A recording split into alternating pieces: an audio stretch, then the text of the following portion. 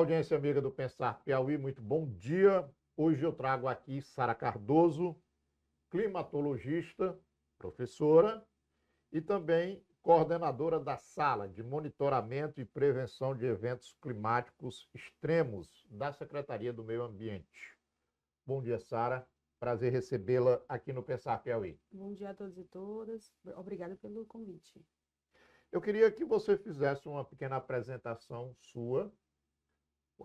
Eu classifiquei você aqui como climatologista, mas tem o meteorologista. Eu queria que você falasse um pouco dessas funções das pessoas na questão do meio ambiente.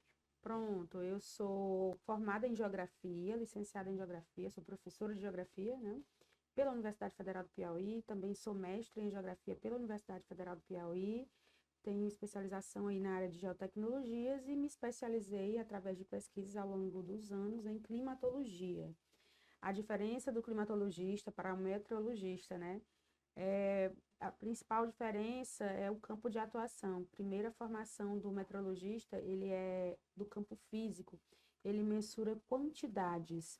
Nós da climatologia, nós trabalhamos de maneira holística, com a quantidade, com o impacto dessa quantidade de chuvas, por exemplo, sobre uma determinada área, uma área da cidade, uma área de risco.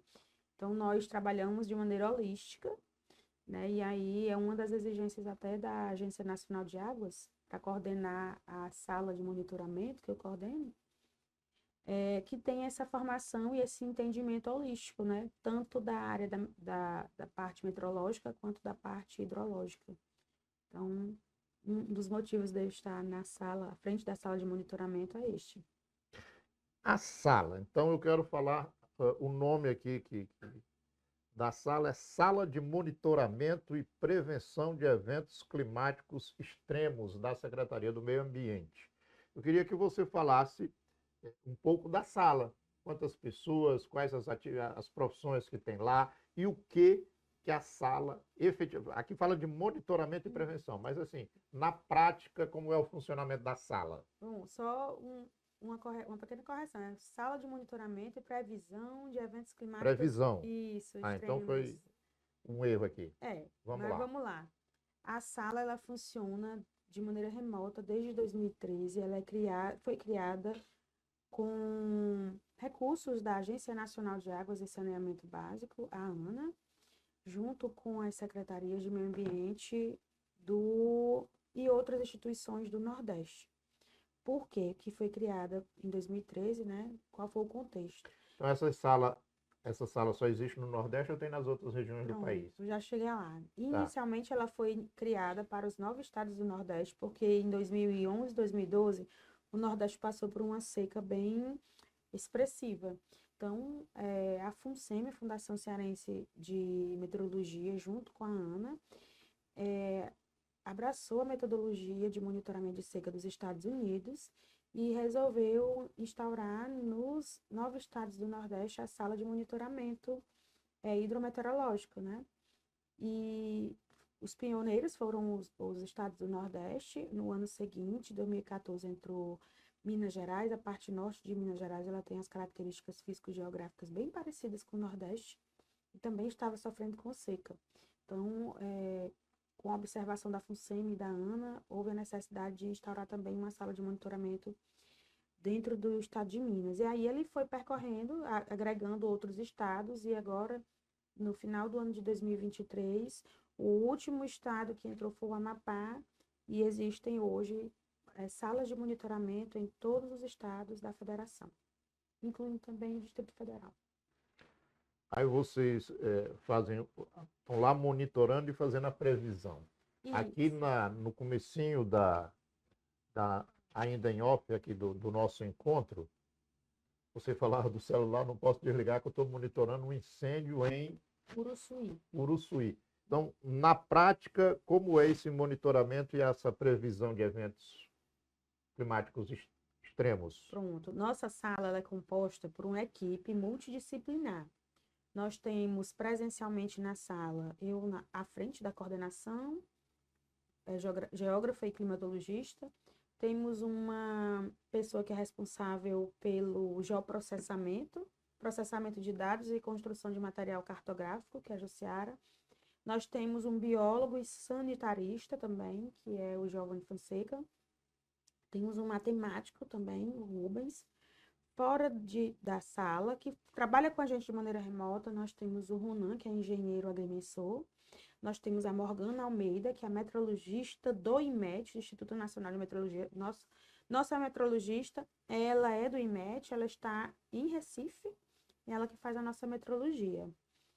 E temos outros parceiros, né, que são os parceiros que fazem divisa territorial com o Piauí. A FUNSEMI, temos parceria também com Pernambuco, Bahia. Mas aí você está aqui em Teresina, coordenando a sala, tem um incêndio em Uruçuí. Pronto, chegarei. Vamos lá. Vamos lá.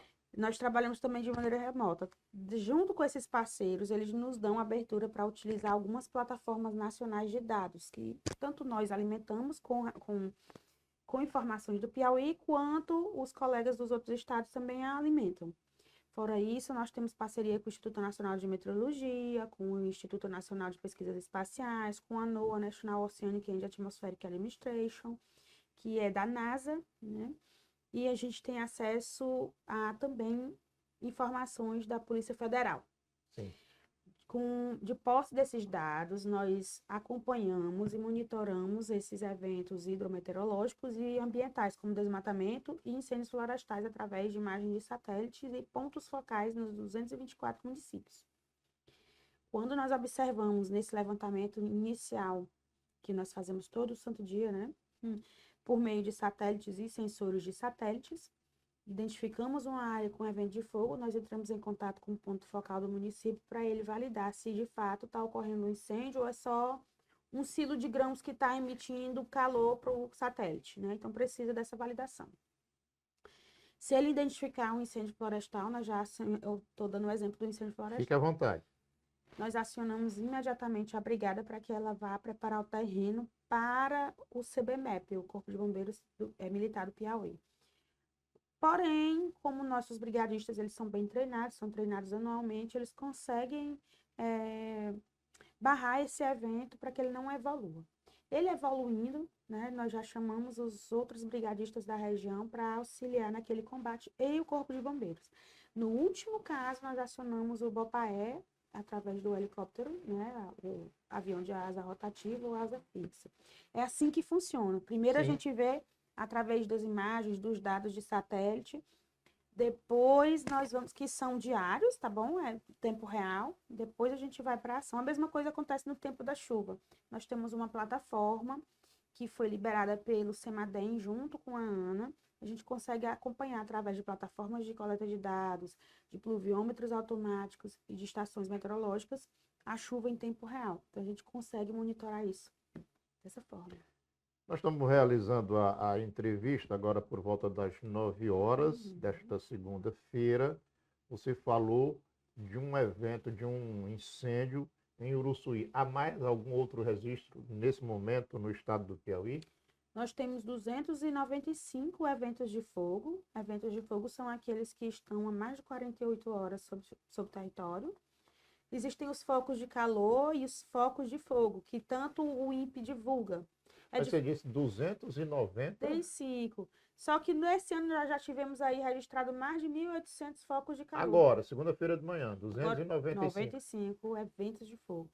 Um evento de fogo, só para quem Eu posso dizer que são queimadas ou não? Pronto, um evento de fogo, dentro de um evento de fogo podem existir mais de 10 focos de calor, ou 15, ou 20, ou 100, tá? Só para quem está nos assistindo e compreendendo. Compreendendo. Então, quando a gente vê evento de fogo, já é um incêndio propriamente dito. Porque um foco de calor pode ser uma queimada dentro de um terreno baldio. Entendeu? E evento de fogo já é algo que já está se encaminhando no território. Então, esse precisa ser combatido com urgência. Bom, você, na apresentação, disse que estudou geografia, é climatologista, tem o pessoal da meteorologia. Sara, mais especificamente você, quando que você sentiu que houve uma diferença, um chamamento maior para vocês que trabalham com o meio ambiente? ou esse chamamento que existe agora, em 2024, em 2023, sempre existiu? Na minha visão, há um chamamento maior para vocês agora. A imprensa quer ouvir vocês, os governos estão com os olhos voltados para essa área. Me fala em que momento que houve essa mudança, se é que ela ocorreu. Bom, existem dois pontos de vista, a percepção de quem está de fora da academia, né, e quem está dentro da academia, das universidades, como pesquisador e professor. Sempre estudamos, né, essa questão, sempre apresentamos as possibilidades trazidas pelas mudanças climáticas, só que os gestores, eles têm uma tendência de ouvir, isso eu não estou falando só de nível de Brasil, o mundo também, né, nível mais local, só tendem a ouvir os pesquisadores quando há algo mais crítico ocorrendo.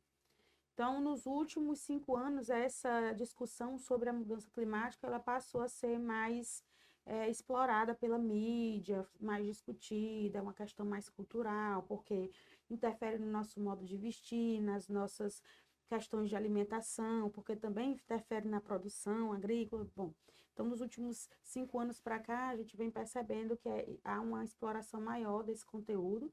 O ano passado, ano de 2023, foi um ano totalmente atípico, então foi o boom dessa discussão, visto que nós observamos aí temperaturas, por exemplo, na China, que ultrapassaram 50 graus, né? A Europa também ficou muito quente o ano passado. O Piauí vivenciou aí 11 ondas de calor, o Brasil vivenciou 11 ondas de calor. O Piauí, dessas 11 ondas de calor, 6 influenciaram as nossas temperaturas, onde nós batemos recordes. Então, do ano passado para cá, e alguns trabalhos também, né, apresentaram que nós estamos vivendo todos os impactos das mudanças climáticas, visto as ações humanas dos últimos 60 anos. Então, dos últimos 60 anos, a gente começou a ver mesmo, de fato, a repercussão nesses últimos 3 anos agora, né, de 5 anos para cá. Que aí se intensificou em 2023. Tanto que agora, em 2024, a gente está passando por uma seca histórica no norte do Brasil, no norte, no Pantanal. Essa seca, ela possibilitou aí o avanço dos incêndios florestais, porque incêndio florestal, a queimada é cultural. Para a humanidade evoluir, ela teve que mexer com o fogo. E o fogo é cultural, né? O pequeno produtor também utiliza o do fogo para limpar o terreno para poder fazer sua produção agrícola, tal como os grandes proprietários de terra, né? Eles ainda utilizam disso. E aí, como o espaço geográfico está propício para esses incêndios, houve um descontrole. Por causa da seca, ao invés de correr os corredores de umidade suspensos, né? Está correndo fumaça, que está atingindo aí centro-oeste, a porção sudeste, né? Tá veiculado aí nas mídias.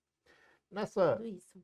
Na parte da previsão que a sala faz, a previsão do Piauí, por exemplo, sofrer com essa fumaça que vem da Amazônia? Sim, nós estamos com um pouco mais de gases poluentes na atmosfera, isso de acordo com os monitoramentos internacionais, dos modelos internacionais, que eles são pegos por sensores de satélite.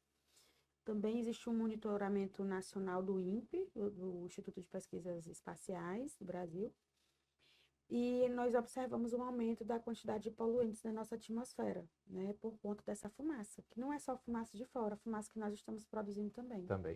E essa fumaça, ela traz uma condição de aumento de temperatura, porque ela condiciona que as altas temperaturas fiquem mais próximas da superfície.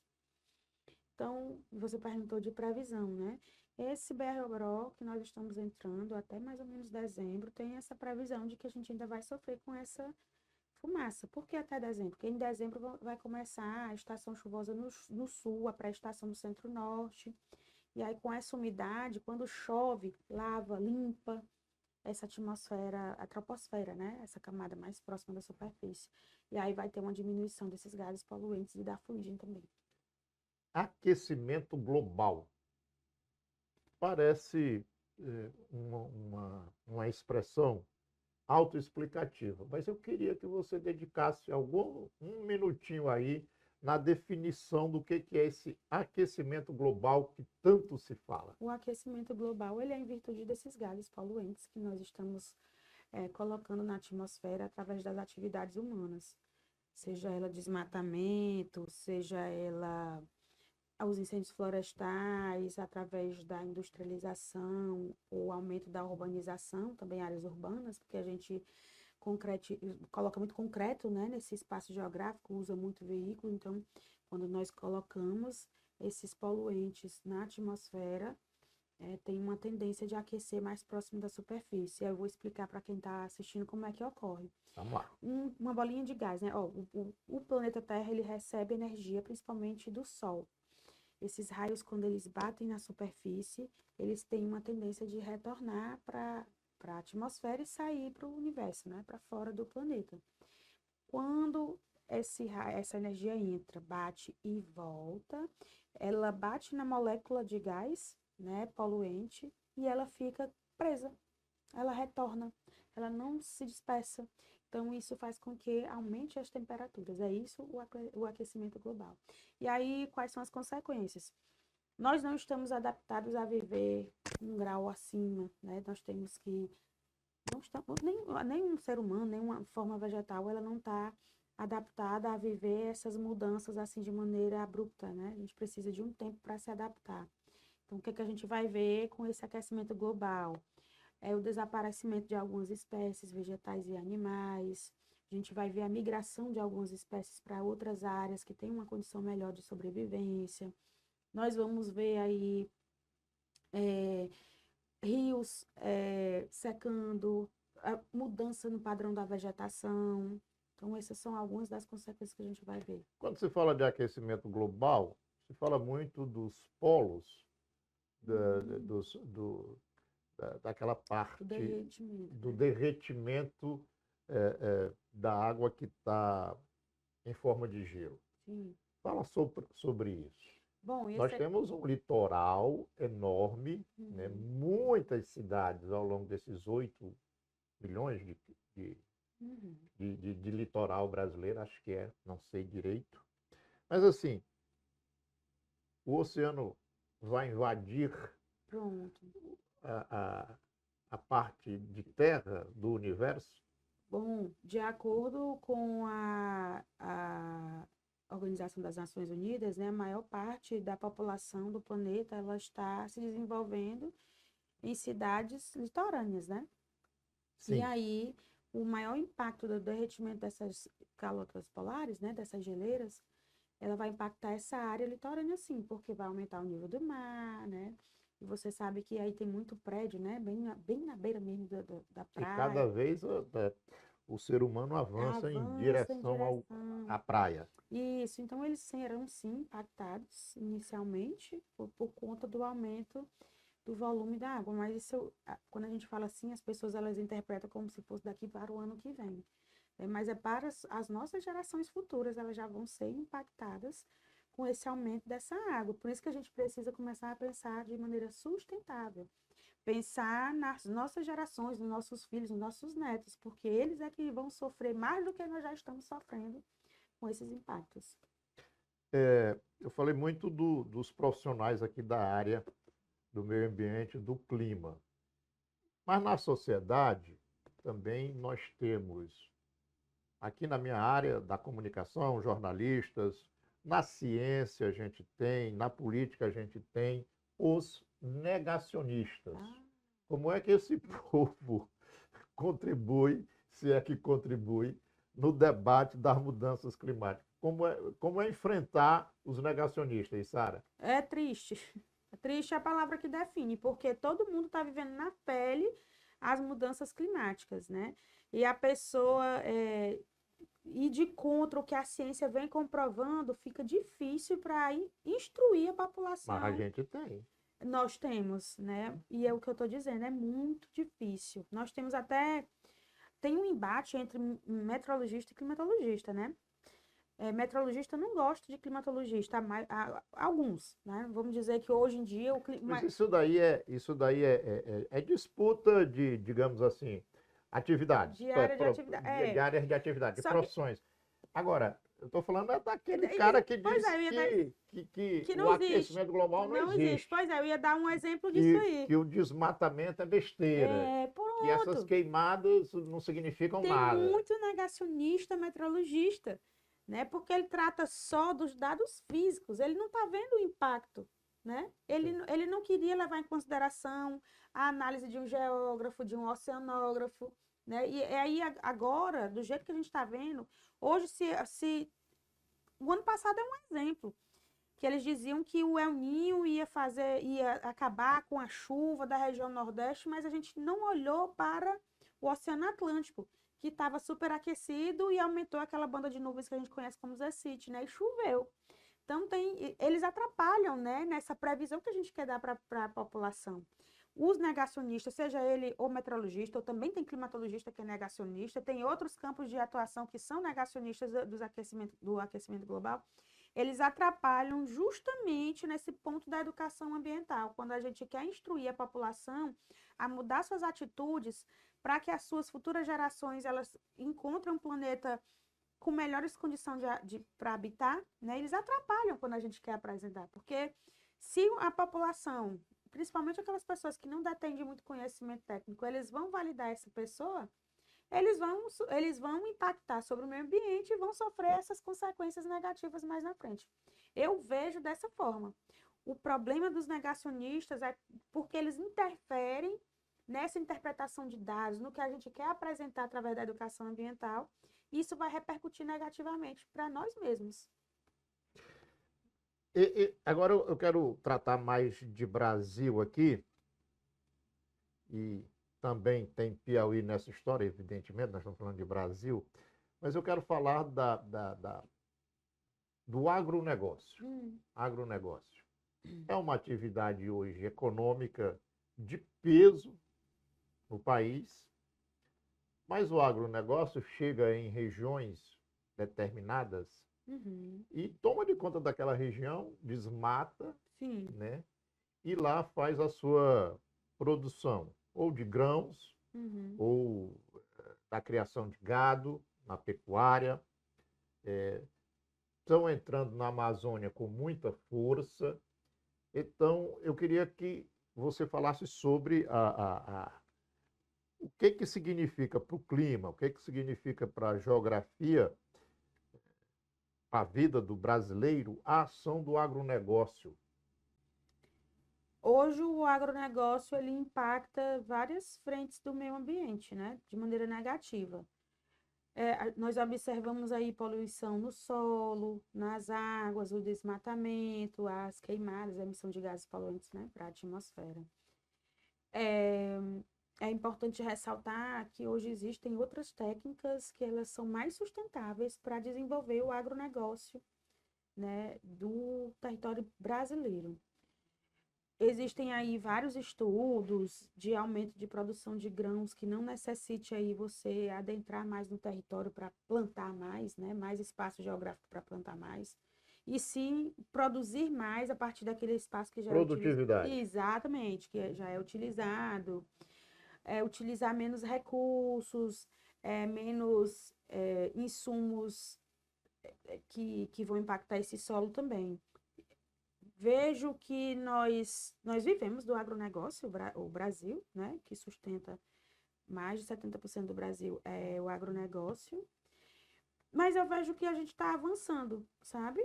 Porque tem muito estudo sendo desenvolvido nesse campo para impactar menos. Vejo isso aquilo que você me perguntou anteriormente, o que é que mudou nos últimos 5 anos. A porção do agronegócio também está preocupada com isso, porque a fiscalização está em cima, a população está cobrando. Nós estamos sendo impactados por essas atividades também, né? Então, a população ela está com a tendência de cobrar mais. Se cobra mais, a gestão ela vai mais em cima, fiscaliza mais, autua mais, age mais em cima das ações negativas, né? Então, eu vejo... Eles impactam, sim, recentemente, muito, né? Mas eu vejo uma mudança aí de comportamento. De comportamento. Nas leis também, elas estão mais rigorosas. Aí também vai depender do gestor, né, que está atuando. Alguns gestores, eles vão mais em cima desses grandes produtores, outros deixam a legislação mais frouxa, né? Mas por conta das mudanças climáticas, a tendência que a gente observa é que essas leis, elas precisam ser mais rigorosas pelo menos no Piauí eu estou observando que a fiscalização ela está mais atuante, que tem essa preocupação. Hoje não dá mais para viver como se não houvesse o amanhã, né? Sim. Então, pelo menos no Piauí a gente está mais ativo nesse ponto. Me diga uma coisa, São Paulo teve recentemente quase que um dia do fogo. Sim. Muitas queimadas no estado inteiro, me parece que ainda o problema persiste com força lá. E aí foi instaurado um bocado de inquérito para apurar se aquelas queimadas eram criminosas ou não. Eu estou falando de São Paulo, agora eu quero vir para o Piauí. Das queimadas do Piauí, que características você ressalta? Que tem queimada criminosa? Como é que... É isso. Quais as características das queimadas que ocorrem aqui? Nós temos queimadas criminosas, sim, né? São aquelas pessoas que têm um comportamento contrário do que a lei manda. Ela simplesmente vai lá e coloca fogo no mato seco. É difícil de entender, né? Do ponto de vista de pessoa mesmo. Mas a maioria dos incêndios, na verdade, elas são descontroladas por falta de uma educação ambiental mais assertiva. Por exemplo, eu falei do cultural, né? É cultural colocar fogo em algumas áreas. Você sabia que em setembro, por exemplo, no dia 7 de setembro, no interior do Piauí, no sul, eles botam fogo? Eu não sei se você sabe dessa informação. Não, tinha não. É cultural, vai passando de geração em geração. Então, a gente precisa ir nessas áreas, trabalhar a educação ambiental e explicar que hoje em dia dá para você usar o espaço sem colocar fogo. Você está dizendo que uma pessoa que tem uma cultura que precisa ser trabalhada com um processo educacional, hoje ela produz uma queimada criminosa. A minha pergunta do crime da queimada é diferente disso. Há agricultores que mandam queimar para que o governo chegue e pague o prejuízo. O governo de São Paulo está decidindo que vai pagar milhões e milhões para pessoas que tiveram queimadas lá no estado. É esse tipo de crime que eu pergunto. Aqui no Piauí ocorre dessa natureza? Eu ainda não observei dessa natureza, porque o que que acontece? Toda vez que a gente vê... Primeiro que a gente tem uma política aqui de queimada controlada. Os grandes fazendeiros que estão aqui no contexto do Cerrado, eles precisam informar que vão fazer a queimada, qual é o horário, qual é a temporalidade. Se ele não informar, e a gente observou dentro daquela área porque tem o CAR, né, o Cadastro Rural Ambiental, que a gente observou que aquela empresa ela não solicitou a fiscalização por causa dos sensores do satélite. Por isso que é importante essa sala. A fiscalização vai direto. Então, a gente tem coibido esse tipo de crime aqui no Piauí. Isso eu posso lhe dizer com toda certeza. Inclusive, coibido. Tem. A fiscalização está batendo em cima. E a polícia militar, através da polícia ambiental, também tem agido em cima disso. Na nossa sala de monitoramento, esse ano, a gente identificou 5 pontos desse. Na hora que a gente identificou, geralmente a gente trata isso entre 12 e 13 horas, né? Às 13 horas da tarde, a gente identificou, a fiscalização da SEMAR já saiu imediatamente a campo. Foi bater em cima. A fazenda foi autuada, né? As fazendas que eu lhe disse aqui foram autuadas e vão pagar pelo ato, vão responder. Vamos trocar de assunto aqui. Vamos. A ministra do Meio Ambiente, Marina Silva, deu uma declaração a semana passada. Eu acho que ela falava do Pantanal, senão do Pantanal da Amazônia, marcando uma data para acabar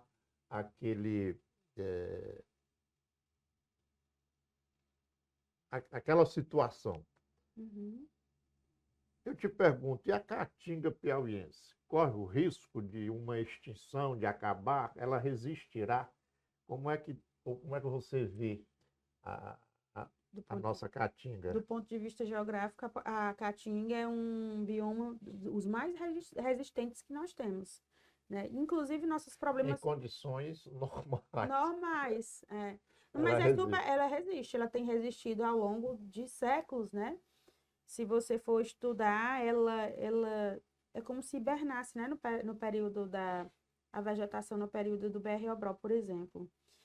Os nossos problemas de queimada, por exemplo, a maioria dos nossos problemas ambientais, eles estão mesmo na parte do cerrado, tá?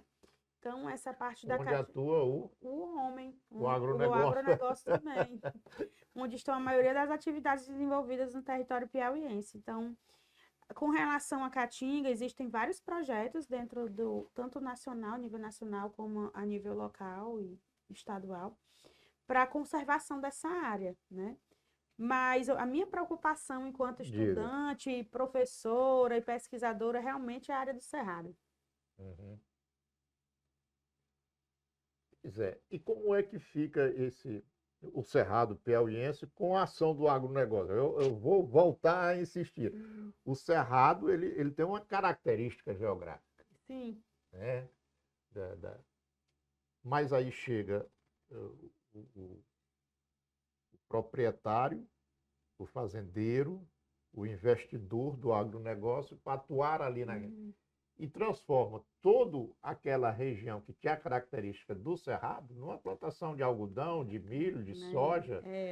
Mas não pode, por lei, ele transformar toda aquela área, não. Ele tem a área que ele precisa preservar, ele precisa reflorestar também algumas áreas, é uma via de mão dupla. Hoje o que é que tem um entendimento? Não dá para nós humanos evoluirmos sem degradar. O que a gente quer é fazer isso de maneira sustentável. Sempre vai precisar de produção rural. Na medida que nós vamos aumentando enquanto quantidade, somos 8 bilhões, né, de pessoas no mundo, a gente vai precisar comer e consumir.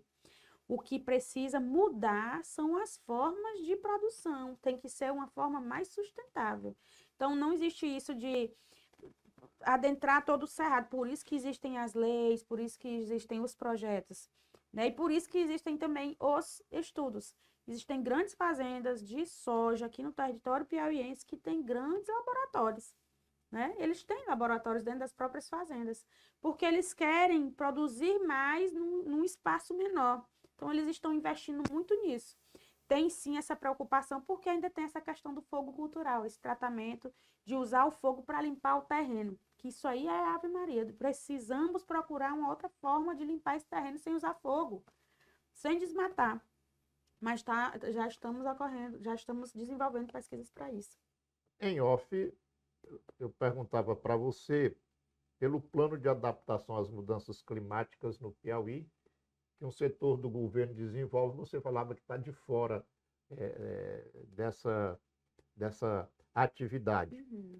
Mas, pelo seu conhecimento, pelos seus estudos, o Piauí efetivamente precisa, não só o Piauí, mas o mundo inteiro, mas agora nós estamos falando especificamente do Estado, desse plano de adaptação Uhum. às mudanças climáticas. Precisamos, né? O Brasil precisa de um plano próprio, os estados, os municípios precisam desenvolver, visto que cada área tem suas peculiaridades, né? E precisa se desenvolver de acordo com suas necessidades.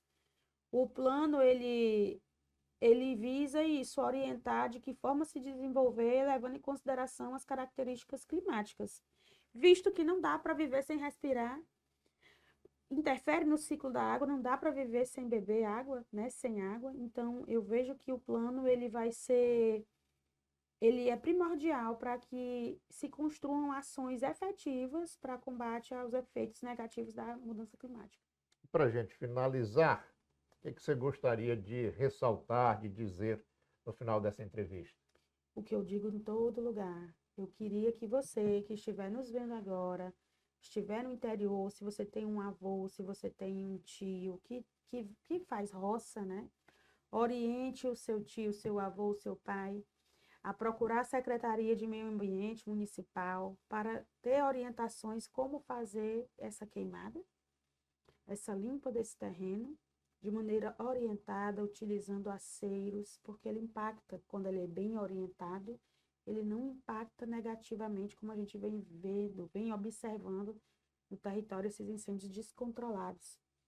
Queria dizer também que, por conta das características físicas geográficas que nós vivemos, nós temos aí altas temperaturas, baixas umidades aí típicas de deserto. Que você cuide mais de si, consuma bastante líquidos, evite fazer atividades expostas ao sol entre 11 e 16 horas. Abra bem as janelas, a sua porta, deixe o ar entrar, coloque toalha molhada, umidificadores, se cuide. Aí não coloque fogo no resíduo sólido, nem no seu lixo.